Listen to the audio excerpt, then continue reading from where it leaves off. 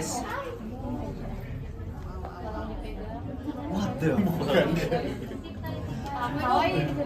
Oke, baik. Nunggu dulu Pak, 1 menit. Kita bertanya dulu. Boleh, apa kabar teman-teman? Baik. Mungkin pertanyaannya buat Iqbal dan Kristo dulu. Kok ngomongin? Oh emang, sorry. Namanya juga wartawan Gen Z, bro. Iya. Pertanyaan adalah, tadi kan sempat dibahas juga bahwa jokes di waktu syuting itu banyakan yang improv atau emang sesuai skrip. Kalau dipresentasikan, berapa banyak yang improv, berapa banyak yang sesuai skrip gitu? 58%. Kok 58%? Apanya?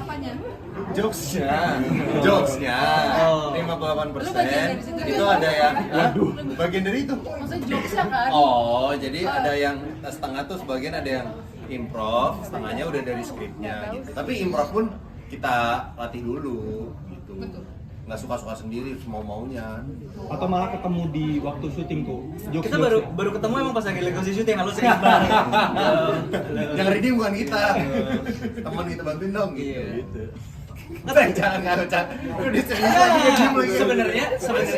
Sebenarnya improv itu tuh nggak 100% improv karena semua possibility improv itu udah ada dari pas reading. Cuma supaya natural, kita nggak tahu kira-kira bakal keluarin jurus yang mana nih, sehingga banyak melahirkan apa sih? Melahirkan jokes-jokes natural, baru, iya, ya. dan reaksi-reaksi natural gitu. Dan sering improv itu justru pas reading, jadi justru janjiannya gini, terus ngajak gue isengin gitu, ganti karena kan masih reading gitu. Jadi Betul. kalau dia jadi nggak bisa nahan ketawa kan, ya nggak apa-apa karena masih reading gitu, masih gitu. Pantesan kerasa natural sih. Asik. Lama sih observasi, jadi kayaknya miskin banget di sini.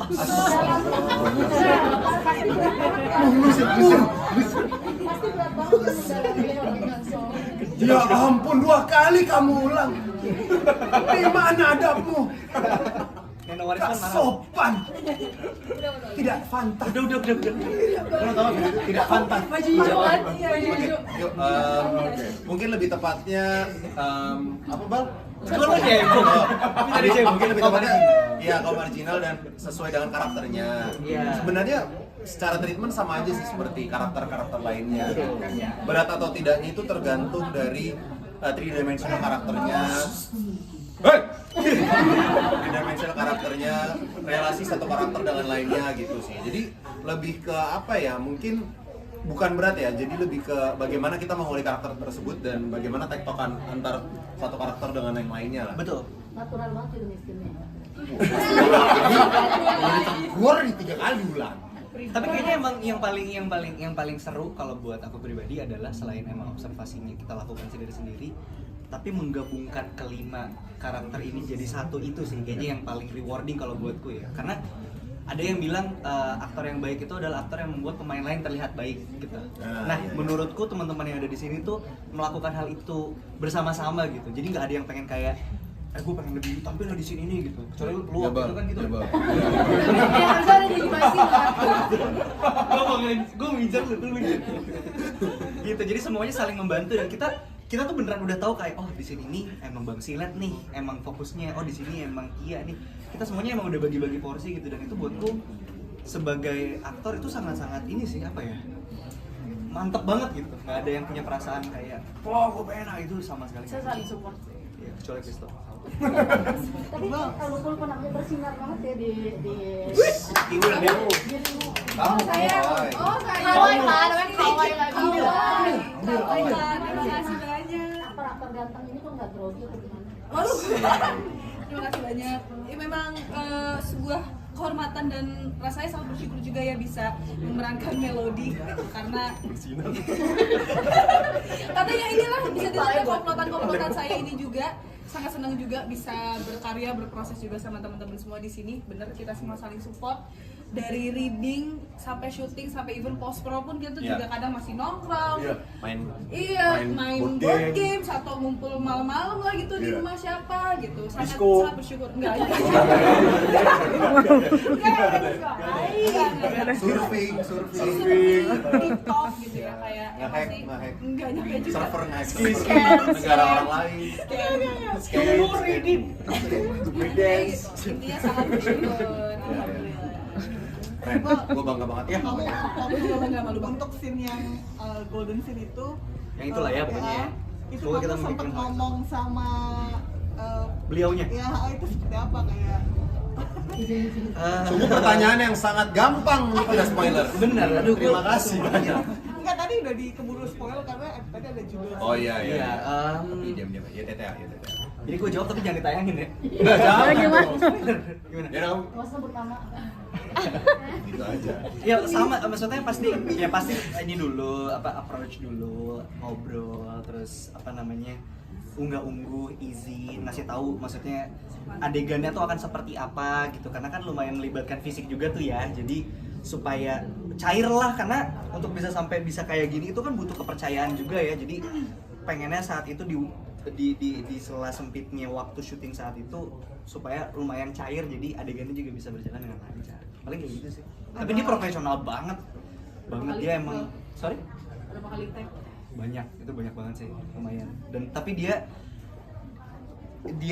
jelas adalah seorang legenda karena di usia yang hampir 80, maksudnya bagaimana dia tahu apa yang harus dilakukan. Itu kan mukulnya beneran nih, tapi itu tuh bunyinya kencang tapi nggak sakit sama sekali, coy.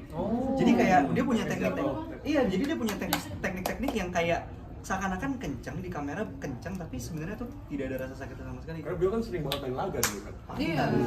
Jadi emang aktor. emang iya sih, emang Aktor jelas juga. gitu kayak oh iya dia emang living legend sih. Terus yang paling mungkin ada kata-kata apa Hari dari ini? beliau sebelum syuting gitu, dan apa yang membuat kamu impress dengan dia? Apa Selain ya? emang dia legend dalam musik ya. Kayaknya emang bagaimana melihat dia bersikap aja sih terhadap timnya, terhadap kru syuting juga, terhadap aktor-aktor yang lebih muda gitu. Apa ya? Bagaimana dia memposisikan dirinya itu sangat-sangat menginspirasi sih. Apa ya? Dia punya kayak integritas dan aura ya bahasanya kalau sekarang ya, kayak gitu tuh, itu menurutku sangat-sangat karismanya tuh sangat-sangat menginspirasi sih. Terus buat kamu sendiri, kan tadi kamu udah bilang bahwa jadi udah kesampaian gitu bucket list kamu untuk jadi produser musik, produser film gitu 10 tahun setelah yang sekarang dengan kayak gini mungkin ada bucket list lain lagi untuk 10 tahun ke depan atau Bucket list berikutnya supaya ada pesta copet 2, 3, 4, 5, 6. Amin. Bal, lu kan selalu berharap film ini jadi penanda zaman ya. Nah itu maksudnya buat generasi apa sih? Generasi Z atau generasi apa sebenarnya penanda zaman buat generasi siapa ini? Buat generasi dinasti Ming. Ya buat kita lah. Ya bisa. Ya benar. Ya pastinya buat generasi gue lah, buat generasi Bang Ojan, Kristo, Zulfa dan juga Kawai dan juga gue pribadi. Dan gue selalu ngerasa karya seni itu kan yang baik katanya juga harus yang merefleksikan zamannya gitu. Jadi itu dari bioskop. Disuruh matiin lah bioskop. Oh, iya. Kita lagi press. lagi orang udah pada ngumpul di sini masih bioskop nyalain. Kita sampai Penanda zaman ya? Penanda zaman edan. Zaman Generasi edan. kita semua ini. Benar, Generasi jadi kita emang semua. apa ya, gue berharap tuh kalau film ini ditonton 15-20 tahun lagi, terus ada orang yang nonton dulu 2020-an film dan musiknya tuh kayak gimana sih? Pesta Copet ini tuh jadi referensi sama seperti kami mereferensikan tahun 2000-an awal adanya Janji Joni, Catatan Akhir Sekolah, Realita Cinta Rock and Roll, Mengejar Matahari. Itu tuh kayak menjadi sebuah penanda zaman itu tuh kayak gitu. Nah, berharapnya Pesta Copet sih kayak gitu. Film-film 90-an, ini film 20-an. Iya.